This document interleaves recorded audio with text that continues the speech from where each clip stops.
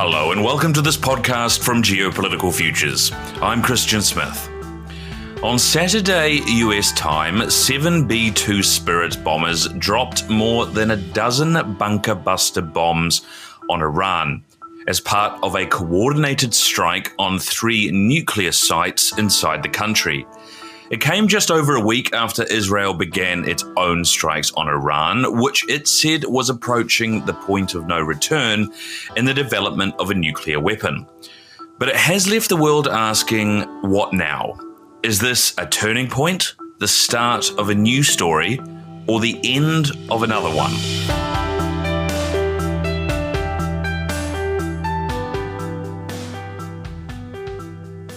Well, today on the podcast, we'll do our best to find out, and I'm joined by Geopolitical Futures Chairman and founder George Friedman as we discuss what's behind America's decision to attack, what next for Iran and the region, and whether the US may be dragged into another quagmire in the Middle East. George, hello, welcome. As we record this, it's about 24 hours since the US bombed the 3 Iranian sites. Just starting off, I suppose, were you surprised that they actually decided to go ahead and do this? I was a bit fooled. I thought we were going to do this. I thought that Trump had given 2 weeks for negotiations. But when the Ayatollah said there'd be no negotiations until the Israelis basically made a peace with them, it became apparent that they would do it. But I think in the long run, when you look back on it, this was a necessary strike. Why do you say that? Well, I go back to 9/11. 9/11 was a strike at the United States by the group Al-Qaeda. Al-Qaeda is now located under the protection of the Iranian government. It operates inside Iran, along with a whole group of other Islamic terrorist groups. 9/11 was a suicide attack by pilots hijacking American aircraft. Assume for the moment that the Iranians got a nuclear weapon. Nuclear weapons can be delivered in a number of ways. You don't need missiles. You can, for example, put them on boats. Boats can carry them, they're not that heavy. Imagine a nuclear missile being delivered to New York Harbor on a boat with a flag of, say, Britain or any other country, and sailing in there. So there is and this is a very outside chance, okay? But the reality is that we had gone through this sort of event with Al-Qaeda. Al-Qaeda is close to Iran. It is in Iran. In the event that nuclear weapons are created, the idea was that the United States had nothing at risk. In fact, it had a long shot at risk, a long shot that if it came true would be catastrophic. So I think that it was likely that the United States did not want this particular country to have nuclear weapons given the past, and therefore the strike was highly likely. The Israelis took out air defenses. They did all the things. The one thing they could not do is take out the nuclear capabilities that we're developing. We did that.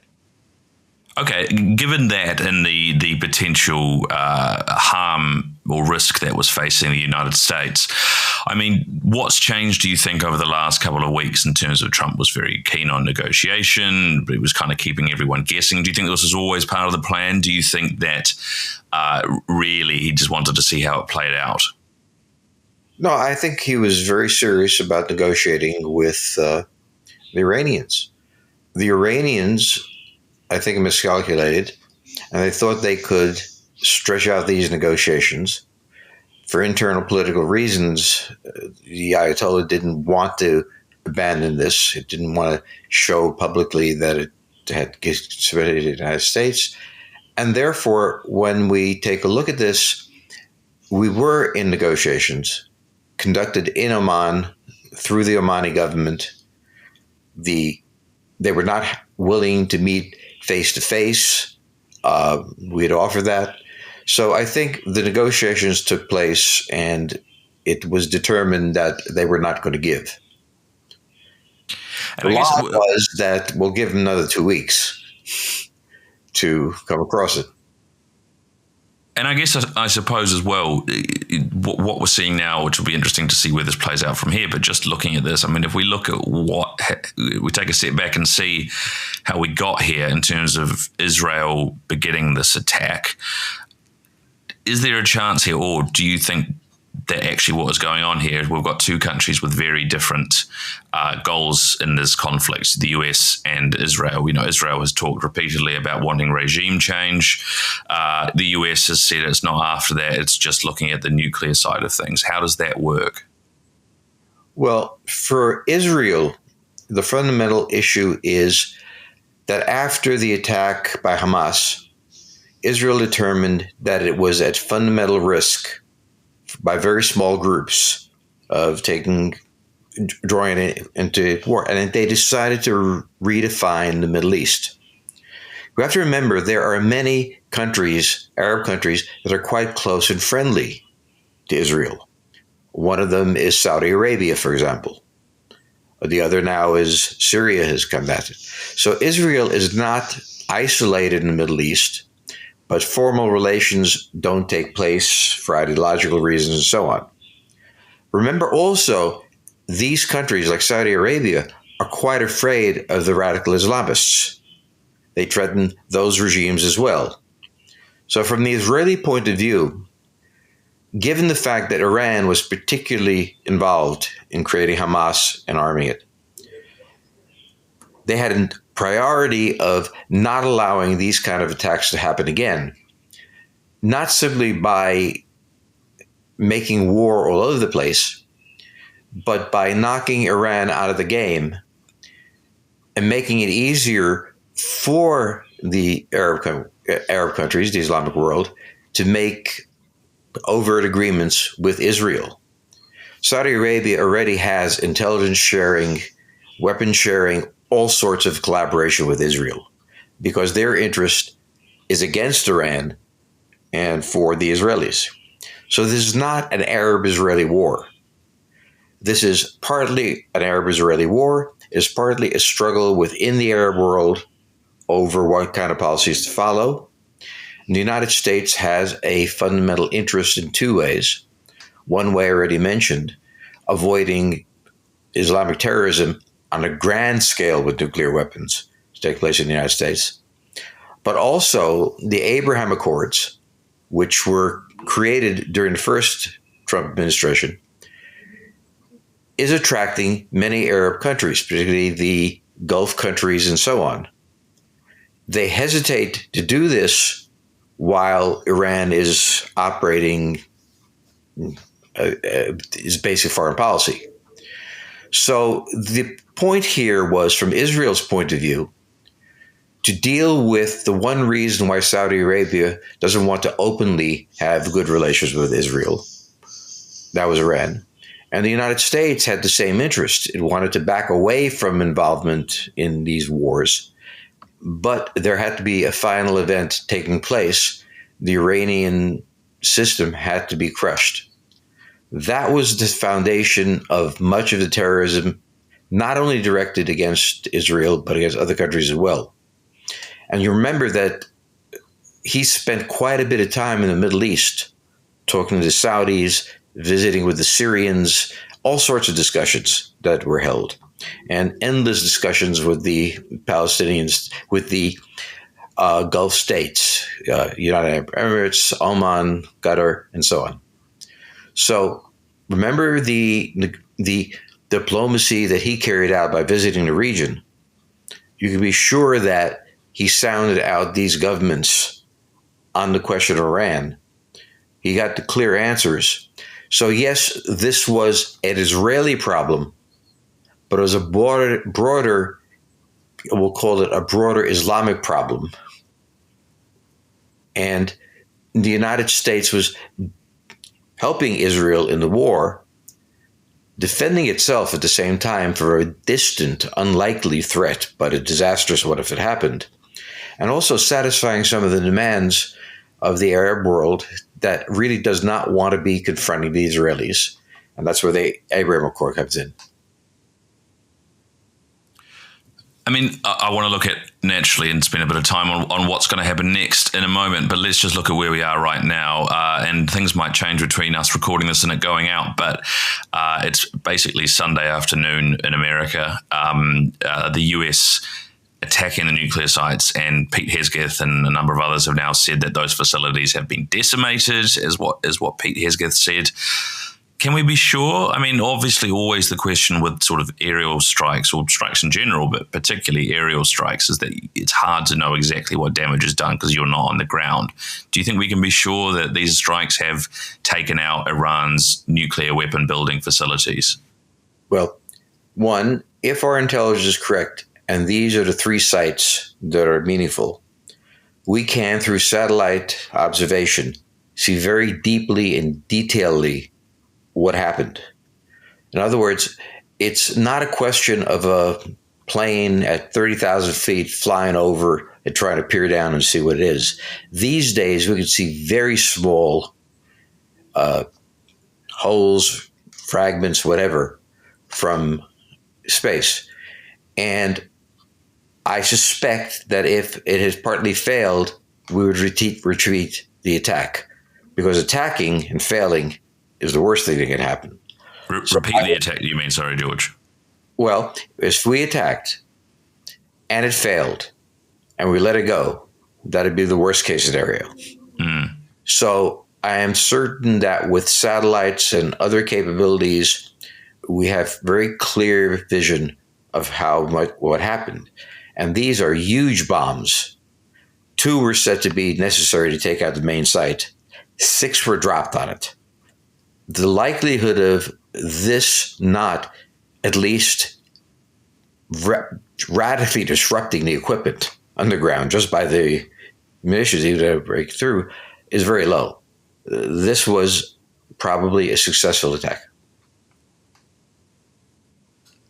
And I suppose we'll see in the coming days, as we learn more. I mean, let's look at what next now.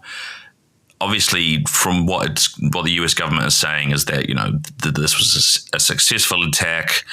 They're not interested in starting a war with Iran. They're purely focused on the nuclear side of things. Do you think the US will be one and done now?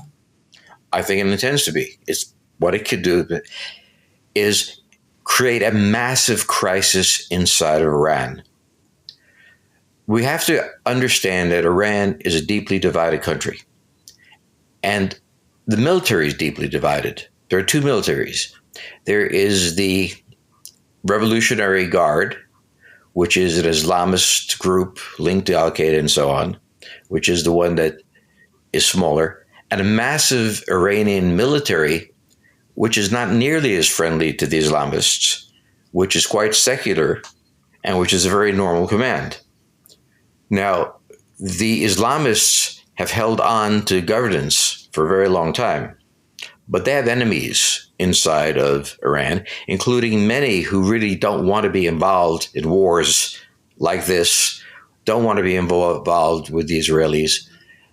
And so the credibility of this government, which always was that we are the only real power in the Middle East, all other Arab nations are afraid of us, we are the center of gravity, has been severely damaged.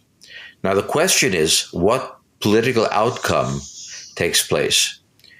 As you will notice, one of the things that was done by the Israelis was take out the senior command of both the military, of the IRGC, not the normal conventional military, but also take out individuals beneath the Ayatollah. So the Ayatollah now is basically isolated from his command structure. He can make commands, but he's not really in a position to totally defend himself against internal threats. So the next thing we look for is what happens in Iran. Remember, Iran failed in its mission. It had set itself a mission after the fall of the Shah to become the enemy of the United States, supporting Al-Qaeda and so on forth, and be a major enemy of Israel. between the Israeli attacks on the personnel, the American attacks on nuclear weapons, the credibility of the Ayatollah is now in question. He's an old man. Most of his supporters, many of his supporters at the high level are dead, are gone. Therefore, the government of Iran is not really functional. There are forces inside of Iran that would like to push that aside. So one of the things this has made possible is that the underlying power of the regime, the personnel, and the RRGC, the Republic Guard, have been badly damaged. One of the things about the Israeli campaign is it really hit the Republican Guard. It did not attack the conventional army, which is a separate organization, technically under the control of the Ayatollah, but on the whole, not necessarily for him and even opposed to him. So the next thing we look at is what evolution takes place inside of Iran. And I suppose this is where we get in some ways into the law of unintended consequences. And I suppose it brings us back to the question of what the Israelis want here compared to what the Americans want, compared to what the Saudis want, compared to what actually might happen and what inside Iran and what they want to happen. I mean, as you say, the Ayatollah is, it's easy to forget. He's a man in, I think it is mid-80s or early to mid-80s. And kind of succession questions have been hanging over Iran for quite a while now. How does Iran get out of this situation with the country without descending into some form of mass regime change or civil war or collapse of the revolutionary regime?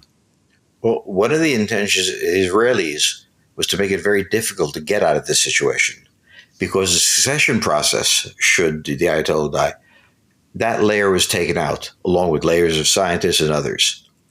So what the Israelis were trying to do is to make succession necessary, but not by the radicals. What they were also trying to do is undermine groups like Hezbollah, Hamas, and Al-Qaeda, all of whom got great support and protection from the Iranian government. So when we look at these individual groups, so we say, these were Palestinian groups, they were, and they were sincere anti-Israeli, but they were also heavily financed, organized, trained inside of Iran. So Iran was kind of the whole home country operating this. So one thing the Israelis hope to get is weakening the forces like Hamas or Hezbollah, or these individual terror groups that they have. Secondly, forcing the Iranians to think through their policy and what it got them, okay?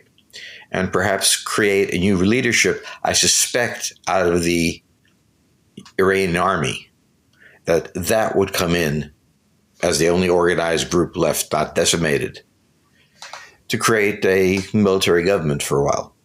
That's what the hope is, the most radical one.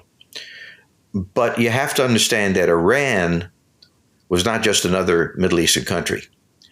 It was at odds and sometimes in conflict with neighbors like Saudi Arabia, like Iraq, and so on and so forth. It was not loved in the region, it was feared. We have to also remember these are not Arabs. The Iranians are Persians. Now, this may not sound very important as a distinction, but it is a distinction. They are Islamic, but they're very different sorts of people. So Iran was always the outlier in the region. It had massive military power during various periods. It frightened other countries, and it built terrorist groups. That country like Saudi Arabia opposed these terrorist groups because they could be assigned to them. Therefore, what the Israelis did was decapitate the Iranian government. What the United States did was a relatively small effort, from an American point of view, of denying them the possibility of nuclear weapons. And they wanted the nuclear weapons because with that they could dominate the region, not only threatening Israel, but every other Arab country in the region.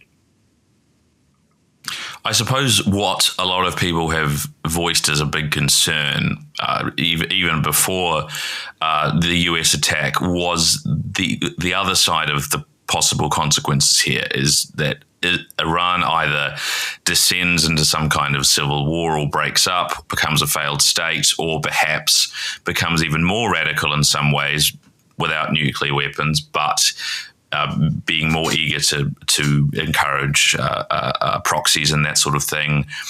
People look at what happened in Iraq, of course. People look at what happened in Syria, the growth of ISIS.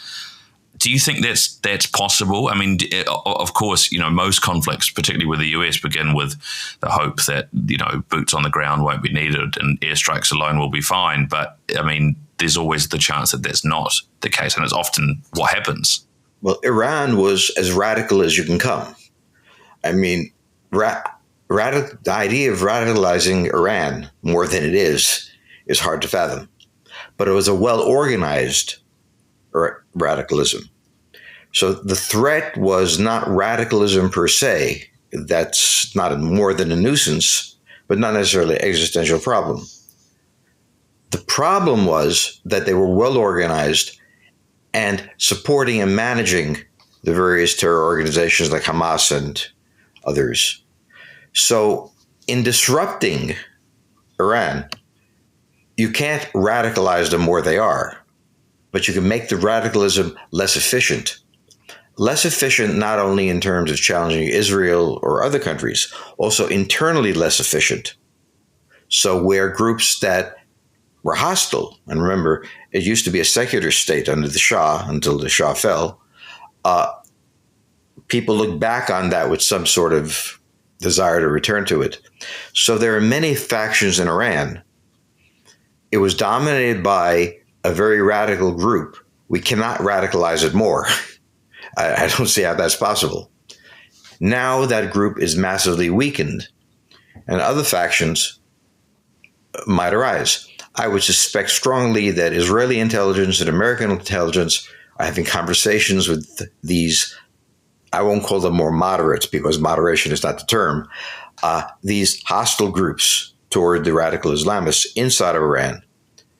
And the Saudi intelligence and all others are talking to them and asking, okay, what does it take to have you take over?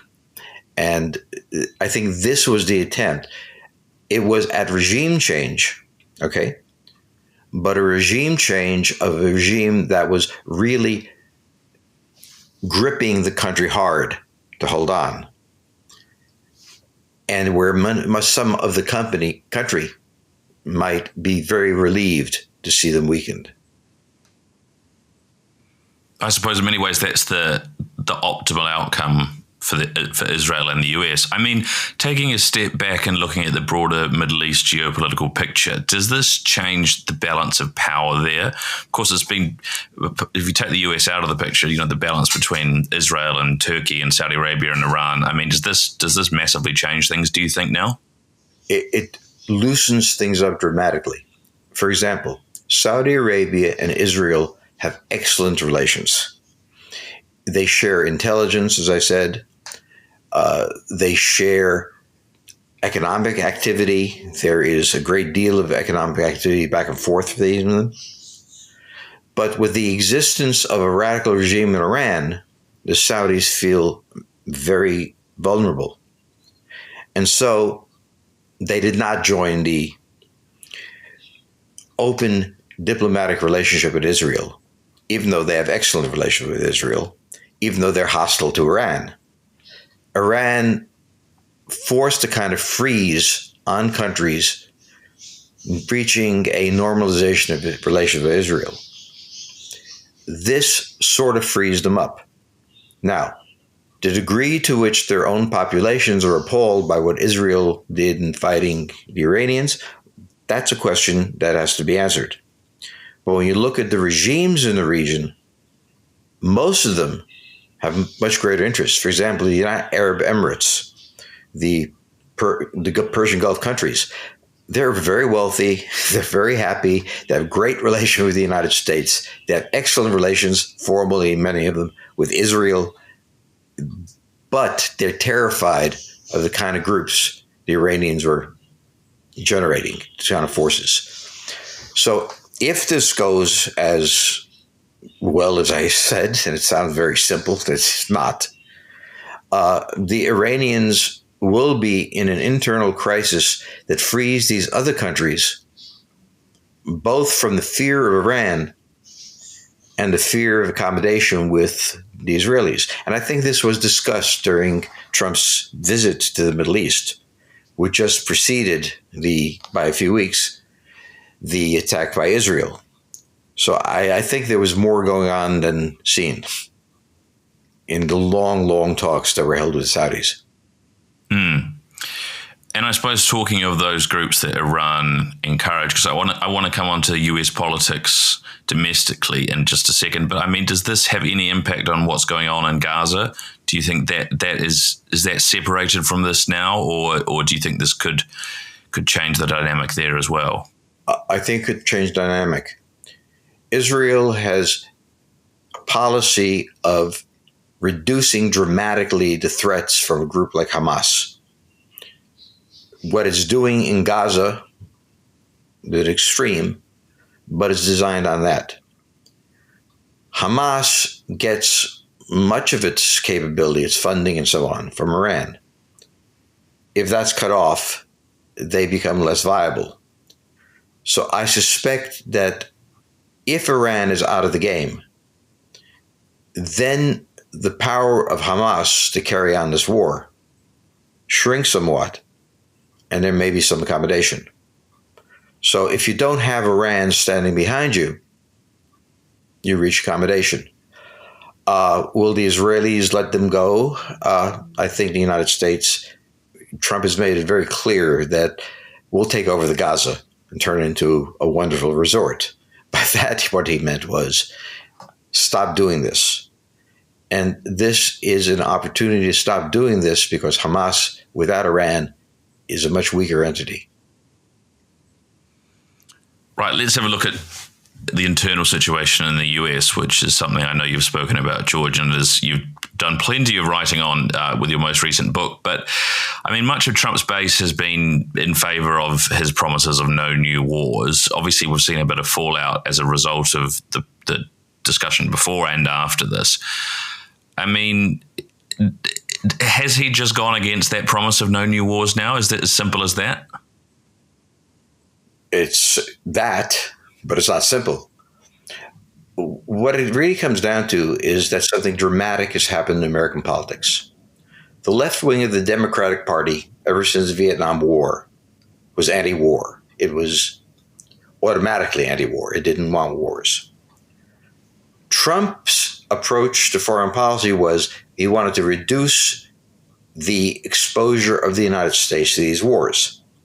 So he has a faction within the Republican Party that opposes the war. From Trump's point of view, the only way to stop being exposed is to deal with the Iranian question to get where I want.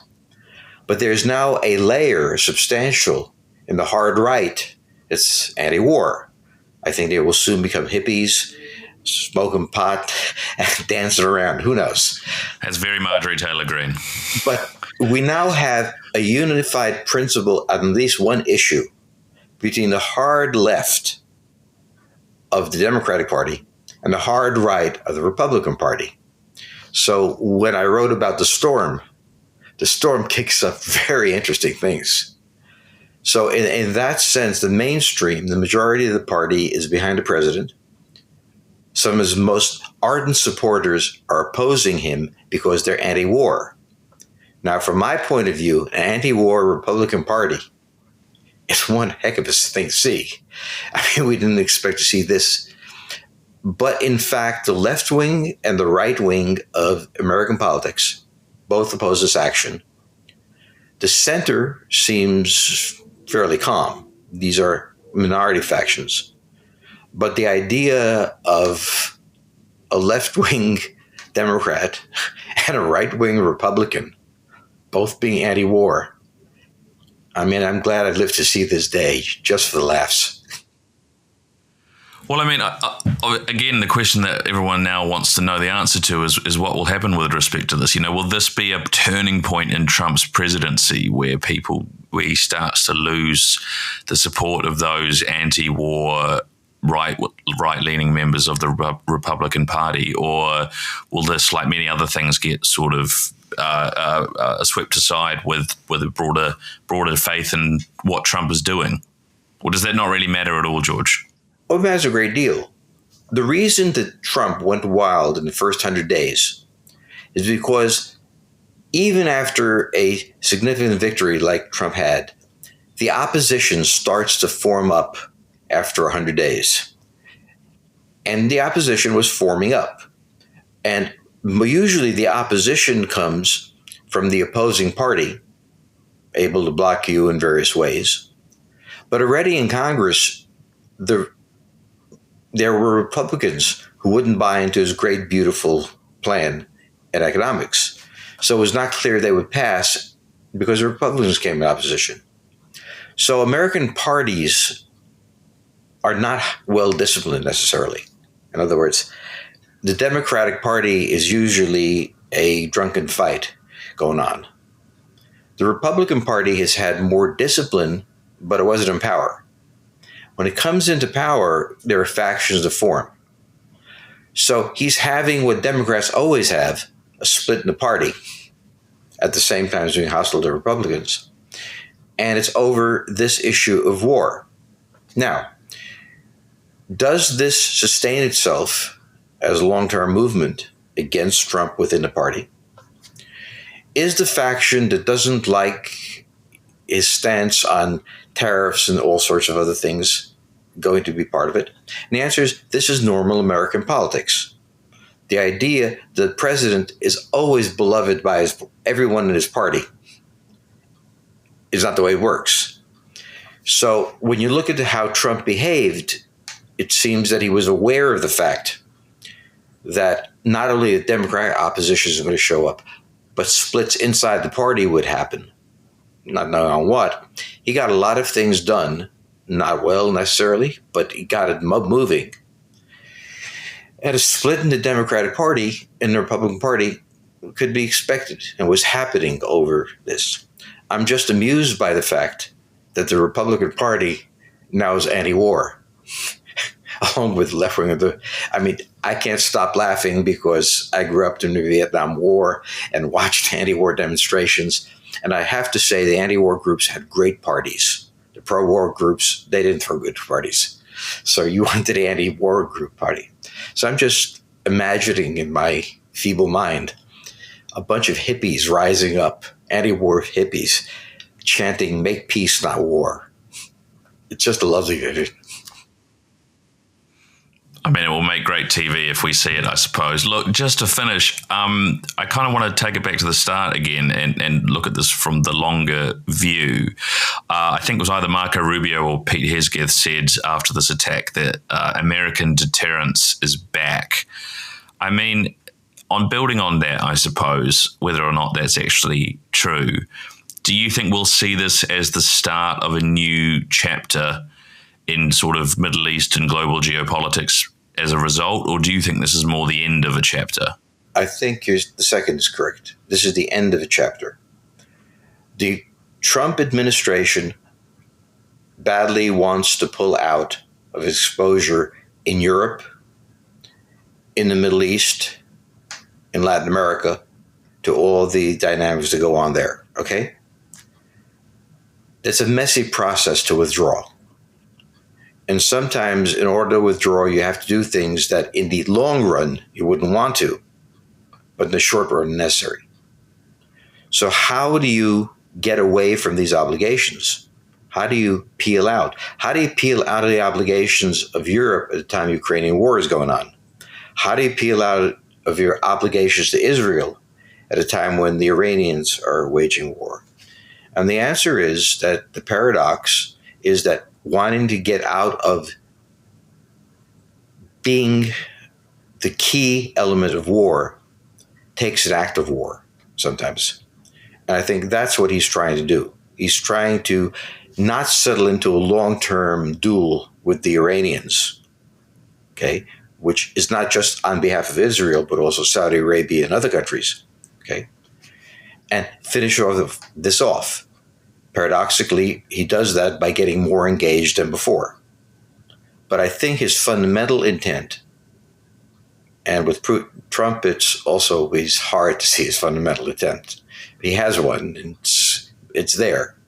His fundamental attempt is to force a concession by destabilizing forces and get them out of the way.